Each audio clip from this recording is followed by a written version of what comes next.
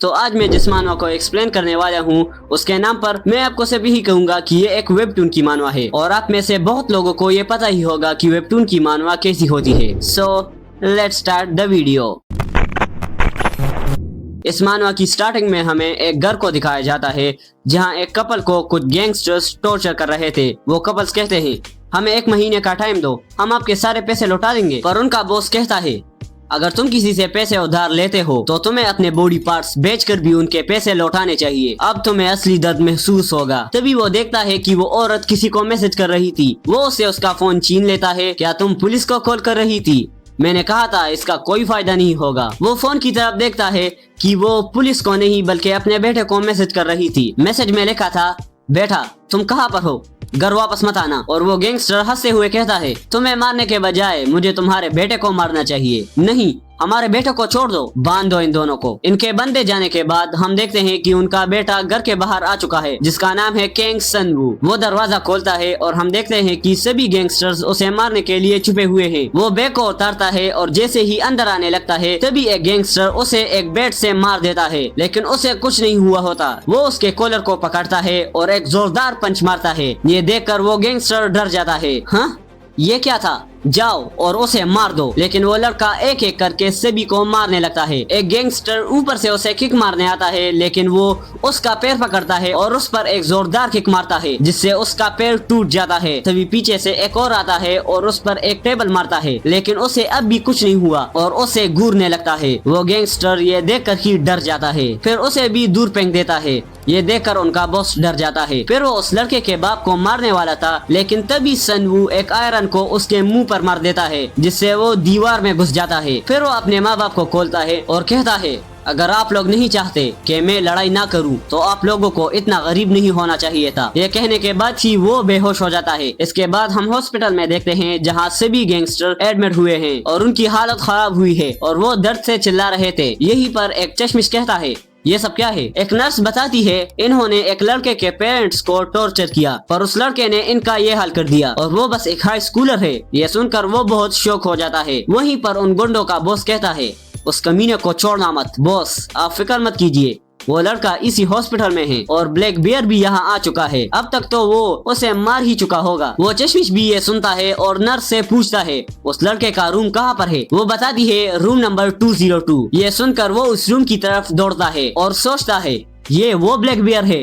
जो मैं सोच रहा हूँ, तो वो इस एरिया का टॉप फाइटर है। तभी वो उस रूम तक पहुँच जाता है और देखता है कि ब्लैक बियर और सनवू आमने सामने हैं। ब्लैक बियर कहता है ओह तो मुझे तुम्हें मारने के लिए कहा गया है, पर तुम तो एक बच्चे हो लेकिन बड़े इंटरेस्टिंग भी हो क्योंकि तुम मुझे देखकर भी डरे नहीं। अब मुझे तुम्हें दिखाना ही होगा कि डर क्या होता है। वो अपना हाथ उठाता है उसे मारने के लिए लेकिन सनू एक पंच के साथ उसके पास पहुंचता है, पर वो पंच लैंड करने से पहले ही ब्लैक बियर उसे एक जापर लगा देता है जिससे सनू जमीन के अंदर घुस जाता है। ब्लैक बियर कहता है ओए बच्चे, तुम चाहे कितना भी पागल क्यों ना हो, पर अगर तुम ऐसे ही मुझ पर हमला करोगे तो मुझे तुम्हें मारना ही होगा। तभी वो देखता है कि सनवू फिर से उठ रहा है जो देखकर वो बहुत ज्यादा शौक होता है। सनवू कहता है तुम तो बहुत ज्यादा बकबक करते हो। ये सुनकर ब्लैक बियर बहुत ज्यादा गुस्सा होता है और कहता है बढ़िया, यही चीज जान लेने को और भी ज्यादा मजेदार बनाती है। ये देखकर चश्मिश भी सोचता है क्या ये सच में इसे मार देगा?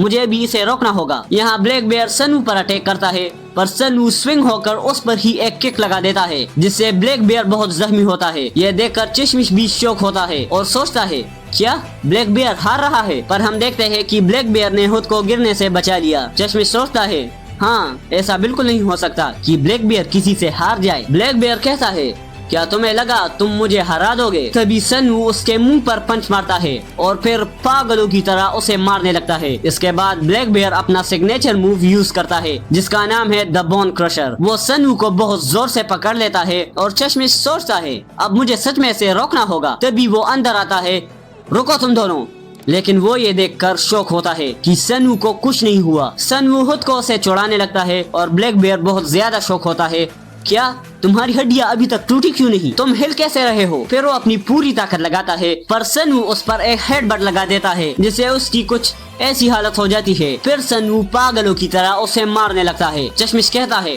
रुक जाओ अब, वो हार चुका है, प्लीज अब शांत हो जाओ। अगर चीजें और खराब हुई तो उसे संभाल पाना मुश्किल हो जाएगा। फिर वो किसी को कॉल लगाता है और बताता है कि रूम नंबर 202 में एक कार एक्सीडेंट हुआ है, यहाँ आओ और संभालो इसे। सन्नू पूछता है, कौन हो तुम? क्या तुम भी इनके साथ हो? वो बताता है, अरे बिल्कुल नहीं, मैं तो तुम्हारे साथ टीम अप करने का सोच रहा हूँ। क्या तुम किस बारे में बात कर रहे हो? तभी वहाँ कुछ लोग आते हैं। चश्मिश उनसे कहता है, ध्यान रखना तुम, ब्लैक बेयर कुछ टाइम के लिए उठना नहीं चाहिए। फिर सन्नू को एक कार्ड देता है।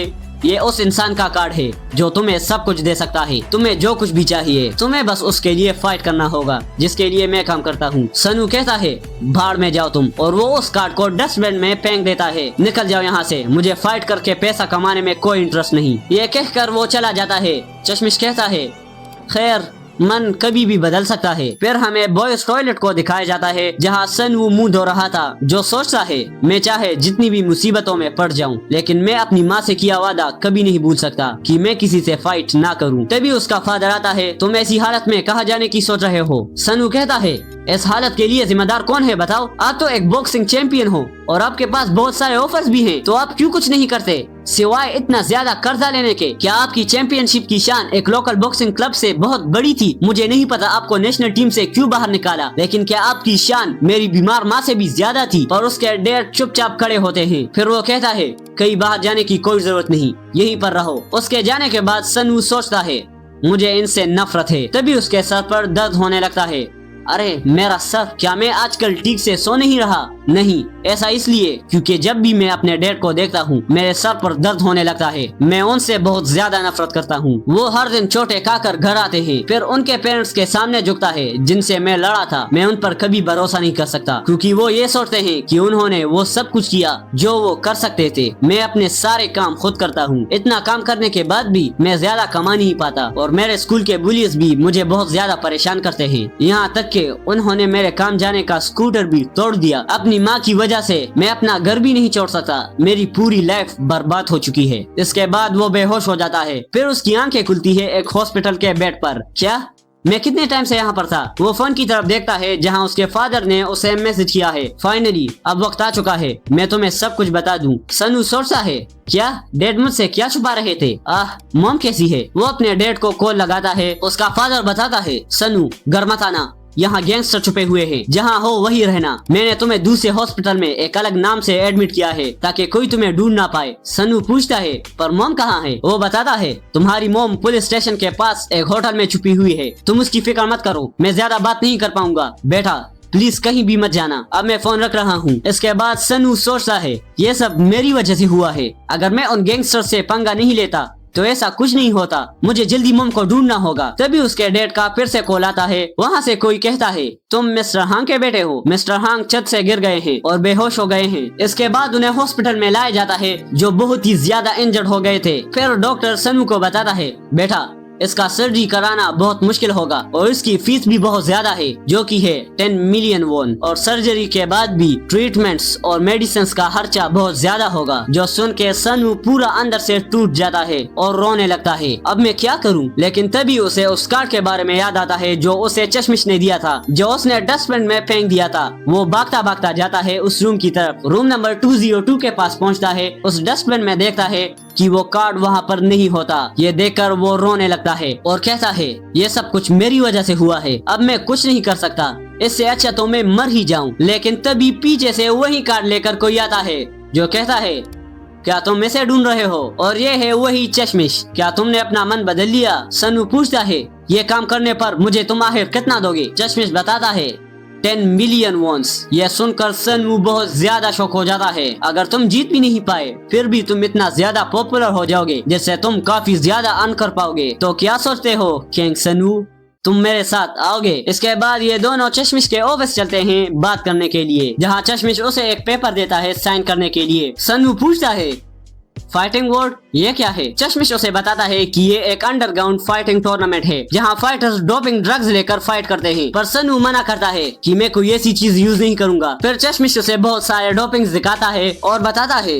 ये कोई आम ड्रग नहीं है, ये एक बूढ़े इंसान को भी मॉन्स्टर जैसी ताकत दे सकता है, पर ये एक ऑप्शन है, जरूरी नहीं है कि तुम इसे यूज करो। सन्नू पूछता है, तुम आखिर हो कौन? चश्मिश बताता है, ओ माफ करना, मैंने खुद का इंट्रोडक्शन नहीं दिया, मैं हूँ किम मिन सेओक और मैं एक वीआईपी का स्काउट हूँ जो फाइटिंग वार्ड में पार्टिसिपेट करता है। सनवू पूछता है ये स्काउट क्या है? चश्मिश बताता है ये जरूरी नहीं है कि मैं कौन हूँ, और हाँ मैं तुम्हें बता दूँ आज तक कोई भी वहाँ पर बिना डोपिंग के नहीं जीत पाया है। सनवू कहता है मैंने कहा ना मैं ये नहीं करूँगा। चश्मिश फिर से कहता है अगर तुम टूर्नामेंट जीत कर टॉप 20 में आ जाते हो तो तुम्हें एक स्पॉन्सर चुनने का मौका मिलेगा। उस टाइम तुम उसी वीआईपी को चूज करना जिसे मैंने चुना हो। सनवू कहता है ठीक है मैं समझ गया, अब जल्दी से मुझे मेरे पैसे दो। चश्मिश बताता है कि प्रॉब्लम बस यही है कि तुम पैसे टूर्नामेंट जीतने के बाद ही ले जा सकते हो। सनवू चिल्लाते हुए कहता है क्या तुम मजाक कर रहे हो? तो फिर मैं तुम्हारे साथ काम क्यों करूं? चश्मिश कहता है अरे शांत हो जाओ शांत हो जाओ, तुम अपने पेरेंट्स के लिए ही पैसे चाहते हो है ना, ताकि तुम उन्हें सेफ रख पाओ और उनकी सर्जरी कर पाओ है ना। सनवू कहता है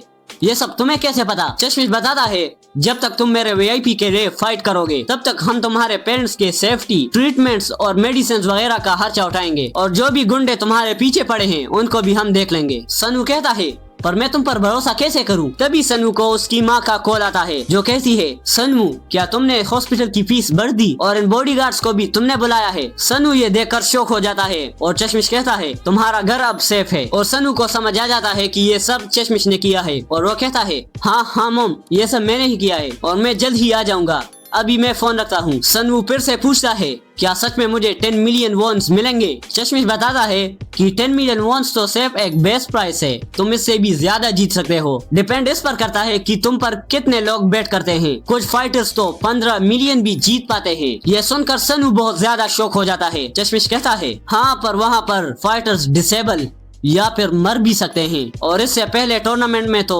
सिर्फ 10% लोग ही बच पाए थे। सनवू पूछता है अगर इतने सारे लोग मरते हैं तो किसी को पता क्यों नहीं चलता, ये सीक्रेट कैसे है? चश्मिश बताता है कि जब तुम यहाँ साइन कर देते हो तो हम तुम्हारा डेथ सर्टिफिकेट बना देते हैं। यही हॉस्पिटल इस टूर्नामेंट को होस्ट करता है और डेथ सर्टिफिकेट बनाने के लिए इससे बढ़िया जगह और कोई भी नहीं है। फाइटिंग वार्ड में जाकर अगर तुम्हें कैमरा में दिख जाओ तो तुम पार्टिसिपेट हो जाओगे। हम कोई सा भी मौत का बहाना बना सकते हैं, चाहे वो कोई सा भी हो। सनवू कहता है ये सब तुम मुझे क्यों बता रहे हो? क्या हो अगर मैं ही तुम्हारे बारे में रिपोर्ट कर दूं? चश्मिश बताता है क्या कोई नॉर्मल इंसान इस पर यकीन भी करेगा कि कोई ऐसा टूर्नामेंट भी है जहां लोगों को ड्रग्स दिए जाते हैं जिससे वो फाइट करते हैं? सब लोग तुम्हें पागल कहेंगे, और डोंट वरी जब तक तुम ये रिपोर्ट करोगे तब तक हम तुम्हें मार चुके होंगे, और हाँ ये सब तुम्हारे ऊपर है। किंग सनवू क्या तुम साइन करोगे? कुछ लोग सोचने के लिए टाइम लेते हैं, पर तभी सनवू कहता है बस अपना वादा याद रखना, और वो साइन कर देता है। ये देख कर चश्मिश एक क्रीपी स्माइल देता है। तभी पीछे से एक नर्स आती है और सनवू को बेहोश कर देती है, और बेहोश होते हुए चश्मिश उसे बताता है चिंता मत करो ये सिर्फ एक बेहोशी की दवाई है, और किंग सनवू याद रखना तुम्हारे पेरेंट्स का हम ध्यान रखेंगे, तुम्हें बस जीतना है, सिर्फ जीतो। फिर उसे फाइटिंग वार्ड में ले जाया जाता है।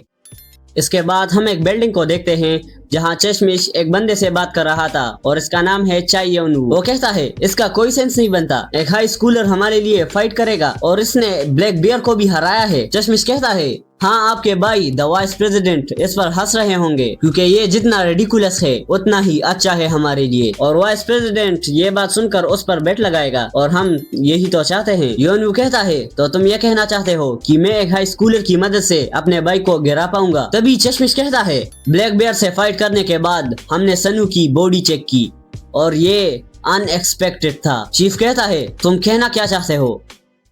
इसके बाद हम देखते हैं कि सनू की आंखें खुलती है और एक बंदा उसे मारने वाला था, लेकिन तभी वो पीछे हट जाता है और वो कहता है अरे मैं तो बस मजाक कर रहा था। और हम देखते हैं कि सनवू फाइटिंग वार्ड में आ चुका है, वो एक कैमरा में भी दिख जाता है, इसका मतलब वो अब फाइटिंग वार्ड में है। सनू कहता है ये क्या चीज है और मैं कहाँ पर हूँ और ये यूनिफॉर्म कैसी है? और सनू को एक हाई स्कूलर दिखाने के लिए इन्होंने इसे एक यूनिफॉर्म पहनाई है जिस पर फाइटिंग वार्ड का सिंबल भी लगा था। कैमरा से आवाज आती है अभी रैंडम मैच स्टार्ट होगा। इस मैच के बाद 200 प्लेयर सेलेक्ट होंगे जो कि फाइनल बैटल्स में जाएंगे, और ये एक डोपिंग टेस्ट राउंड है जहां आपको एक डोपिंग दिया जाएगा और इसकी मदद से आप अपनी फिजिकल एबिलिटीज को बढ़ा सकते हैं। और सारे वीआईपीज भी इस मैच को देखेंगे और बेट लगाएंगे। मैच शुरू की जाए। फिर सनू सोचता है मैंने अपने फाइट ना करने का प्रॉमिस तो तोड़ दिया और स्कूल ग्रेजुएट होने का प्रॉमिस भी तोड़ दिया, लेकिन मैं कभी भी ये प्रॉमिस नहीं तोड़ूंगा कि मैं कभी डोपिंग नहीं लूंगा। तभी हम देखते हैं कि वो दूसरा इंसान डोपिंग ले लेता है और उसे मिला है पावर डोपिंग, जिसके बाद उसका पावर बहुत ज्यादा बढ़ जाता है। सनू ये देखकर बहुत शौक होता है, ये क्या चीज है। तभी वो बंदा उसके सामने बहुत तेजी से आता है, लेकिन सनू इस अटैक को डॉज करता है, लेकिन उस लड़के का अटैक दीवार पर लगता है, जिससे वो दीवार भी टूट जाती है। सनू सोचता है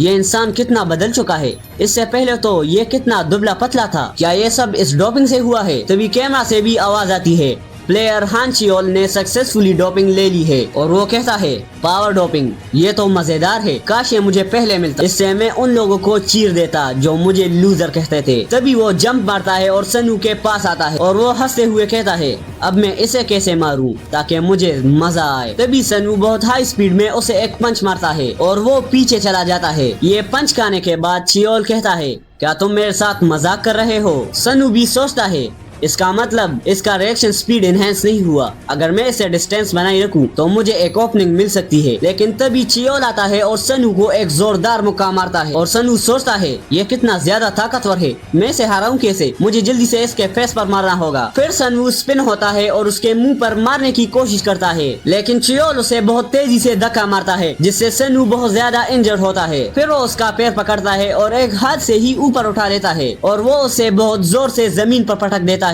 और सनू की हालत बहुत ज्यादा खराब हो चुकी है। चियोल हंसते हुए कहता है तुम्हें मारने में तो बहुत ज्यादा मजा आ रहा है। तभी वो जंप मारते हुए कहता है मैं उन सबको दिखा दूंगा जो मुझे लूजर कहते थे कि मैं ही असली किंग हूँ। और वो सनू पर एक बहुत तगड़ी किक मारता है, वो किक सीधा सनू के सीने पर लगता है, जिससे नीचे का फ्लोर भी टूट जाता है। और चियोल हंसते हुए कहता है मुझे बहुत मजा आ रहा है तुम्हारी हड्डियां तोड़ने में, और वो सनू की हड्डियों को बहुत तेजी से दबाने लगता है। इसके बाद हम एक पास का सीन देखते हैं जहाँ चश्मिश कहता है हमने सनू की बॉडी चेक की थी और वो बिल्कुल ही अनएक्सपेक्टेड था। सनू की बोन डेंसिटी एक नॉर्मल ह्यूमन से 10 टाइम्स ज्यादा स्ट्रॉन्ग है, वो एक नॉर्मल इंसान की तरह है ही नहीं। हम फिर से प्रेजेंट में देखते हैं जहां सनू चियोल का पैर पकड़ता है और उसके मुंह पर एक जोरदार किक मारता है। चियोल उसके किक को पकड़ने की कोशिश करता है, लेकिन तभी सनू वहां से हट जाता है। चियोल सोचता है ये डोपिंग के बिना भी इतना स्ट्रॉन्ग कैसे है, इतने जोरदार किक से ये अभी तक मरा क्यों नहीं। सनू सोचता है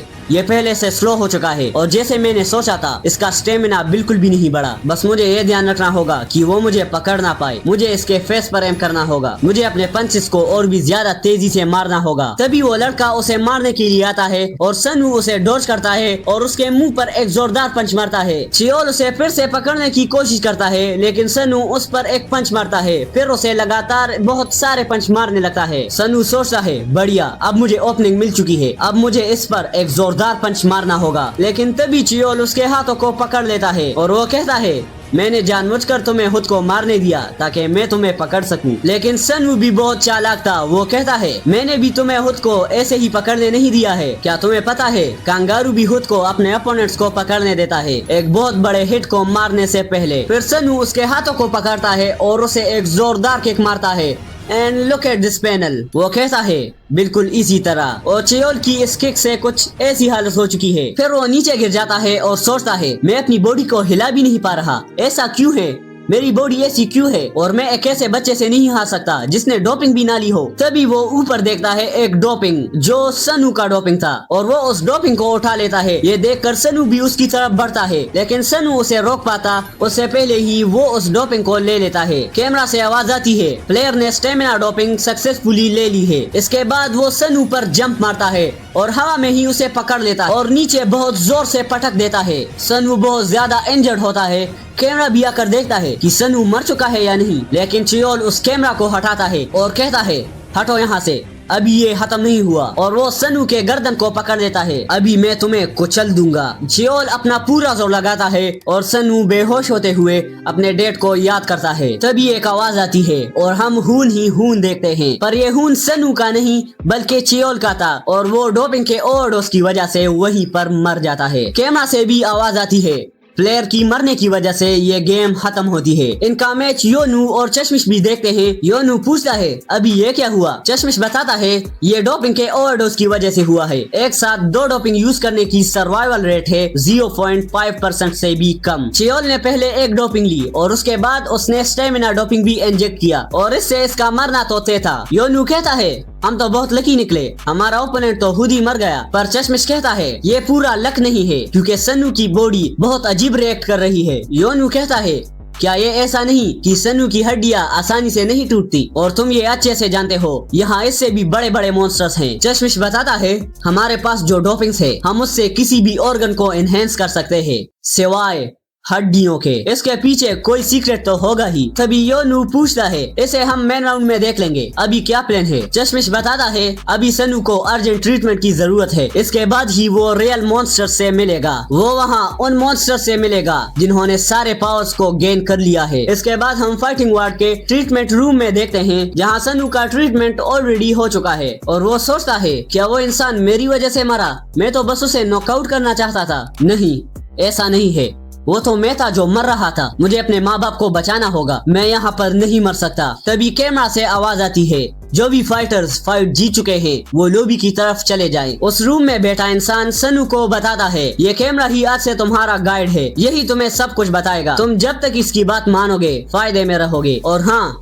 इसके पास गन भी है तो कुछ गड़बड़ मत करना। सन्नू उस कैमरा को फॉलो करते हुए जाता है और सोचता है ये जगह तो एक अंडरग्राउंड केव जैसा लगता है। इन्होंने इस जगह को कुछ ऐसा बनाया है कि कोई भाग ना पाए। काश मैं अपने माँ से बात कर पाता कि वो ठीक है या नहीं, पर उसने वादा किया था जब तक मैं यहाँ रहूंगा वो मेरे पेरेंट्स को सेफ रखेंगे। पहले राउंड में ही इतना पावरफुल ओपोनेंट था, यहाँ पर पता नहीं कैसे मॉन्स्टर्स होंगे। तभी लॉबी का गेट खुलता है।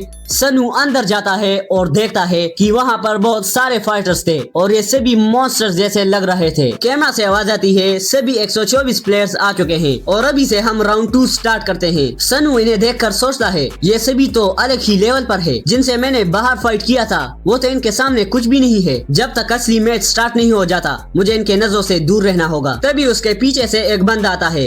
ओए, एक हाई स्कूलर यहाँ पर क्या कर रहा है, क्या तुम मेरे साथ खेलोगे? सन्नू भी बहुत चढ़ जाता है और सोचता है इस यूनिफॉर्म की वजह से मैं हर जगह नोटिस में आ ही जाता हूँ, ये मैच जल्दी स्टार्ट क्यों नहीं होता। तभी पीछे से कुछ लोग कहते हैं मुझे पता चला कि इसका ओपोनेंट खुद ही मर गया ओवरडोज की वजह से। वो दूसरा कहता है क्या उसने अभी तक डोपिंग यूज नहीं किया, क्या हमें इसके साथ खेलना चाहिए, मैं बहुत बोर हो रहा हूँ। वो दूसरा कहता है अपनी नजर नीचे रखो, लगता है किसी और का उस पर नजर पड़ गया। यहाँ सन्नू को वो बंदा कहता है ओए, मैंने तुमसे पूछा तुम मेरे साथ खेलोगे, जब कोई सवाल पूछे तो उसका जवाब देना चाहिए। वो सन्नू का सर पकड़ता है और कहता है अगर तुम जवाब नहीं दोगे तो मैं तुम्हें मार दूंगा। ये सुनकर सन्नू सोचता है इन पागलों के बीच जिंदा रहने के लिए मुझे भी पागल बनना होगा। वो भी घुमा कर उसे एक पंच मारने वाला होता है, लेकिन तभी कोई उस दूसरे बंदे का हाथ हटा देता है। ओए बस करो ये सब। वो बंदा कहता है ओए, हमारे लड़ाई के बीच में मत कूद। ये बूढ़ा इंसान जवाब देता है तुम्हें नहीं दिख रहा, ये एक छोटा बच्चा है। फिर अपना हाथ उससे छुड़ाता है। वो गुंडा उससे कहता है एक बंदा जिसने एक ही हाथ में डोपिंग यूज किया हो, क्या वो मुझे हराने की सोच रहा है, और वो भी इस छोटे बच्चे के लिए। तभी वो उसे पंच मारने के लिए रेडी होता है और कहता है तो उससे पहले मैं तुम्हें मारता हूँ। तभी एक गोली आती है और वो मर जाता है। और हमें पता चलता है कि ये गोली कैमरा से आई होती है। कैमरा से आवाज आती है मैच अभी स्टार्ट होने वाला है, पर अगर कोई डिसाइडेड शेड्यूल को खराब करेगा तो उसे मार दिया जाएगा। ये देखकर सन्नू सोचता है इन्होंने तो उसे मारने से पहले वार्निंग भी नहीं दी, क्या यहाँ सच में कोई जिंदा बच भी पाएगा। तभी मॉनिटर पर एक मिस्टीरियस इंसान आता है जो कहता है डोपिंग राउंड जो तुम लोगों ने पास किया वो तो बस एक सर्वाइवल टेस्ट था, पर अब से जो भी हारेगा उसे एलिमिनेट कर दिया जाएगा। और एलिमिनेशन से मेरा मतलब इसके बाद वो कोई भी फाइट नहीं कर पाएगा, और तुम सब सिर्फ इसी के लिए आए हो, एक ग्रैंड प्राइज जो कि है 10 मिलियन वोन। ये सुनकर वो सभी बहुत ज्यादा खुश हो जाते हैं, पर एक बैड न्यूज है कि सिर्फ एक ही इंसान इस प्राइज को जीत पाएगा। पर फिक्र मत करो, अगर तुम सब जीत जाते हो और टॉप 16 में आ जाते हो तो VIPs इससे 5% मनी से तुम पर बेट लगाएंगे, जो कि अपने आप में ही बहुत ज्यादा है।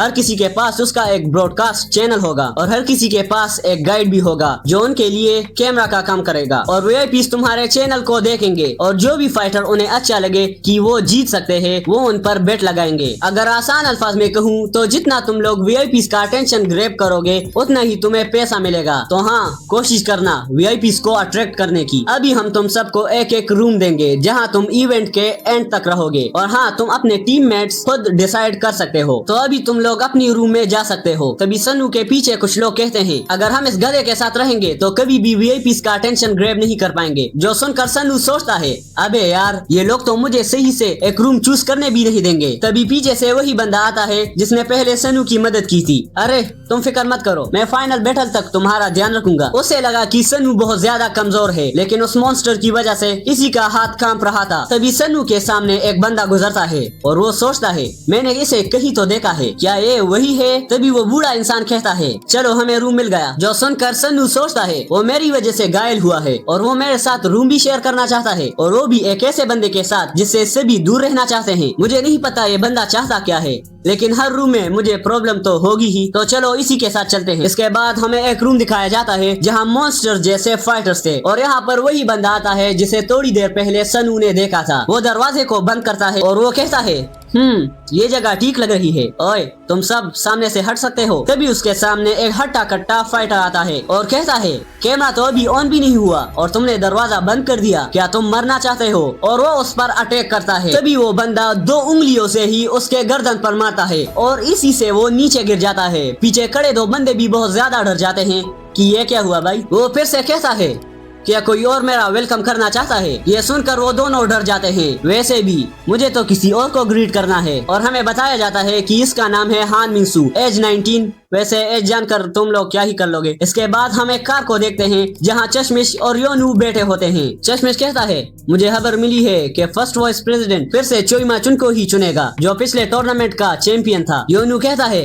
हाँ लगा ही था, वो उसे कैसे छोड़ सकते हैं? मेरे ही नसीब में सिर्फ एक हाई स्कूलर लिखा था, पता नहीं उससे होगा क्या। तभी चश्मिश बताता है अगर सन्नू टॉप 16 में आ गया तो वो शायद डोपिंग राउंड में भी जा सकता है और उसके पास जो स्पेशल बॉडी है जरूर उससे वो एक हाई लेवल ही अचीव करेगा। उसकी हड्डियां एक नॉर्मल इंसान से 10 गुना ज्यादा ताकतवर है और अगर उसने डोपिंग ले ली तो हमें एक अलग ही लेवल का मॉन्स्टर देखने को मिलेगा। योनू कहता है हाँ पर उसे हमें अपने साथ ही रखना होगा, मुझे लगता है कि और वीआईपीज उसे हमसे छीनने की कोशिश करेंगे। चश्मिश कहता है अभी के लिए हमें इसकी फिक्र करने की कोई जरूरत नहीं क्योंकि अभी सन्नू जिस रूम में है वहाँ के लोगों की सबसे कम व्यूअरशिप है, इसलिए मुझे नहीं लगता कि कोई भी वीआईपी उन पर ध्यान भी देंगे। इसके बाद हमें सन्नू का ही रूम दिखाया जाता है जहाँ वो बूढ़ा इंसान कहता है इसका अभी तक नाम रिवील नहीं हुआ इसलिए मैं इसे बूढ़ा इंसान ही कहूंगा। मुझे नहीं लगता यहाँ व्यूअरशिप को लाना आसान होगा क्योंकि यहाँ पर है एक फीमेल फाइटर जिसका नाम है अमांडा ग्रोज और एक कपेरा मार्शल आर्ट्स का यूज करती है। इसके बाद सबसे छोटा फाइटर जिसका नाम है किम मिन हो और ये एक बॉक्सर है और एक और बंदा जिसका नाम है मेनन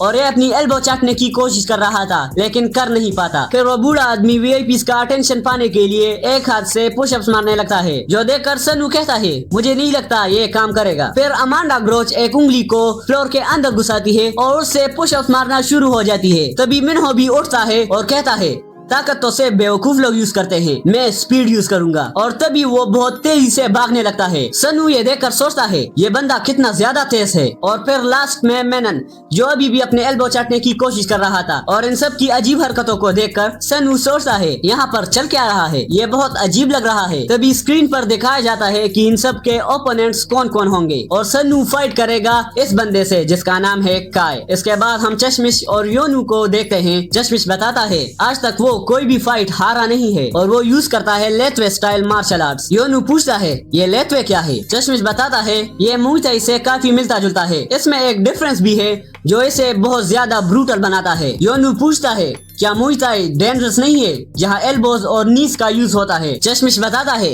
लेथवे में तुम हाथ इवन सर का भी यूज कर सकते हो। अगर लेथवे यूजर हेडबट का यूज करता है तो इससे सर की हड्डी जो सबसे ज्यादा मजबूत होती है वो भी टूट सकती है। बहुत सारे टूर्नामेंट्स में इस मार्शल आर्ट्स को तो बैन किया गया है। सिर्फ यही रीजन नहीं है इसके बैन होने का, इसके एक अटैक से लोग कोमा में भी चले जाते हैं। इसके अलावा काय के पास फाइटिंग एक्सपीरियंस भी है जो यहाँ पर सभी फाइटर्स से कहीं ज्यादा है और एक ऑर्गेनाइजेशन ने उसे स्काउट किया है ताकि वो उनके लिए फाइट करे। उसके लिए सिर्फ रिंग फाइट काफी नहीं थी, इसीलिए वो स्ट्रीट फाइट्स हेल्प भी करता है, जिससे ऑर्गेनाइजेशन का ध्यान उस पर चला गया। योनू पूछता है क्या सनू उसे हरा पाएगा। चश्मिश कहता है यही तो मैं भी देखना चाहता हूँ। सनू ने ब्लैक बेयर को हराया है, जिसने कभी भी कोई मार्शल आर्ट्स नहीं सीखा। क्या वो काय जैसे फाइटर को हरा पाएगा। फिर हमें सनू का ही रूम दिखाया जाता है, जहाँ कैप्सूल से वो उठता है और कहता है मैं इतना हल्का महसूस क्यों कर रहा हूँ। ये सिर्फ हल्का नहीं है, मैं बहुत ताकतवर महसूस कर रहा हूँ। ये उस टाइम भी हुआ था जब मैं ब्लैक बियर से लड़ा था, और उसके बाद जब मैं उठा था मैं बहुत हल्का महसूस कर रहा था। लगता है मैं ताकतवर हो रहा हूँ। तभी वो बूढ़ा आदमी भी कैप्सूल से बाहर आता है, जो कहता है इतना हैरान होने की जरूरत नहीं। जब तुम फाइट्स में अपने लिमिट को क्रॉस करते हो तो तुम्हारी बॉडी खुद ही ताकतवर हो जाती है। फिर वो पूछता है तुम्हारी रिकवरी कितनी जल्दी हो गई, क्या तुम्हारे पास रिकवरी डोपिंग है। फिर सनू कहता है कल से मुझे एक बात गठक रही है, तुमने मेरी हेल्प क्यों की। वो आदमी जवाब देता है क्योंकि तुम्हें देखकर मुझे अपना बेटा याद आता है। अगर मैं एक अच्छा बाप होता तो मेरा बेटा गैंग के चक्कर में नहीं पड़ता। उन गैंगस्टर्स का कर्जा उतारने के लिए ही मैं यहाँ पर आया हूँ, और यहाँ आकर जब मैंने तुम्हें देखा तो मुझे तुम मेरे बेटे जैसे लगे, और इसलिए मैं खुद को रोक नहीं पाया। तभी सनू कहता है मुझ पर अपना टाइम जाया मत करो, जिंदा रहो और अपने असली बेटे का ध्यान रखो। अगर तुम मर गए तो सब कुछ खत्म हो जाएगा। फिर हम मेनन को देखते हैं, जो स्क्रीन की तरफ देखकर कहता है अरे मैं मैन अरीना में क्यों नहीं हूँ, ऐसा कैसे हो सकता है। मैं तो अपने जीप से अपने एल्बो को टच कर सकता हूँ। यह सुनकर ये बूढ़ा आदमी कहता है मैंने सुना है कि जो भी फाइट्स मैन अरीना में होती है वो सबसे ज्यादा अटेंशन पाते हैं। और हाँ, एक बात तो है, जो भी यहाँ पर मौजूद है सिवाय मेनन के, वो सभी अरीना में फाइट करेंगे, और हमारे अपोनेंट्स कोई आम बंदे नहीं होंगे, वो लिटरली मॉन्स्टर्स होंगे। सनू कहता है तो ये तो अच्छी बात है ना। वो आदमी कहता है क्या अच्छी बात, ये क्या बोल रहे हो। सारे वीआईपीज़ का अटेंशन ग्रैब करने का यही तो मौका है। वो बंदा उसकी बात सुनकर कहता है तुम तो बहुत अजीब हो। तभी अचानक से सनू के सामने मेनन आता है। सनू उसे देखकर डर जाता है, और मेनन कहता है मैन अरीना तो ज्यादा व्यूअरशिप गेन करने के लिए होता है, और वहाँ पर 16 वीआईपीज़ हो जाएंगे जो मैच को अपने आंखों से देखेंगे, और वो बहुत ही ज्यादा पावरफुल हैं। और भाई ये कैसी शक्ल है इसकी। जो सुनकर सनू सोचता है क्या सारे वीआईपीज़ यहाँ पर आएंगे, तो वो स्काउट भी वहाँ पर होगा। मुझे अपनी माँ के बारे में जानना है, वो कैसी होगी। इसके बाद हमें कोई अनजान जगह दिखाई जाती है, जहाँ पर चश्मिश और योनू आए होते हैं। योनू कहता है मुझे लगा हम मेन अरीना में जाने वाले हैं, हम यहाँ क्या कर रहे हैं। चश्मिश बताता है फाइटिंग वर्ल्ड एक सीक्रेट प्लेस है, शायद वो लोग हमसे एक सीक्रेट जगह पर मिलना चाहते थे। ओह, हमारे अलावा किसी और ने भी सनू के चैनल को ज्वाइन किया है। योनू कहता है क्या कोई हम पर नजर रख रहा है। तभी ऊपर से कोई कहता है लगता है यहाँ पर कोई गलतफहमी हुई है, और यह है सियोंग, जो होसिन ग्रुप की सबसे छोटी बेटी है, जो कहती है मुझे तो बस उस हाई स्कूलर में इंटरेस्ट है, कैंग सनवू। जो सुनकर योनू कहता है मुझे कंपनी से निकालने के बाद भी इन लोगों का मन नहीं भरा कि ये लोग मुझ पर जासूसी कर रहे हैं। चश्मिश भी उसे देखकर कहता है लगता है यंगेस्ट लेडी भी हमारे बॉस में इंटरेस्टेड है। तभी योनू कहता है चले जाओ यहाँ से, पता नहीं तुम क्या सोच रहे हो, लेकिन कुछ भी काम नहीं आएगा। तभी एक कार और कैमरा आता है उन्हें अरीना तक ले जाने के लिए। एंड विद दिस ये पार्ट एंड होता है। और अगर ये मानव आपको पसंद आया है तो कमेंट्स में बताओ कि मैं इसका नेक्स्ट पार्ट लाऊं या नहीं। Now you can watch this मानवा। बाकी मैं मिलता हूँ नेक्स्ट वीडियो में, तब तक के लिए बाय।